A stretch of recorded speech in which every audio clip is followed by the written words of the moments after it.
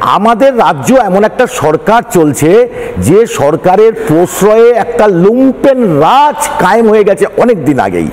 এই লুম্পেন রাজ জিহাদি না, জিহাদি শব্দটা হচ্ছে আরবি ভাষা, তাকে বলা হয় রেভলিউশনারি বা স্ট্রাগলিং।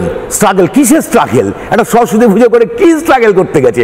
আমি আরবি ভাষায় জিহাদি বলেই, জিহাদিটা বললে আরবি ভাষা একটা নির্দিষ্ট ধর্ম সম্প্রদায়কে একটু দাগিয়ে দেওয়া যায়। এটা সময় এই সুকৌশলে এমন একটা সেন্স তৈরি করছেন সারা ভারতবর্ষ পশ্চিমবঙ্গ জুড়ে যে একটা দুটো ধর্মের বিভাজন করে মাঝখান দিয়ে ভোট ব্যাংকটা ক্যাপচার করো। এটা করে দেওয়ার পিছনে মমতা ব্যানার্জি কিন্তু রাজ্যের বুকে একটা 1 নম্বর হাতিয়ার হিসেবে তিনি ব্যবহার করছেন, যেহেতু তিনি আরএসএস এর দুর্গা। আমি ব্যক্তিগতভাবে বলতে চাই যে কোনো সরকারি প্রতিষ্ঠানে কোনো ধর্মচারণ করা উচিত নয়, কারণ সাংবিধানিক গণতন্ত্র যে মেনেই করা উচিত। যে ব্যক্তিগতভাবে তার ধর্মচারণ করতেই পারে। এবার স্কুল কলেজে আবেগে মানুষ করে, হিন্দু মুসলিম একসাথে সরস্বতী পুজো, বাধা কোথায়?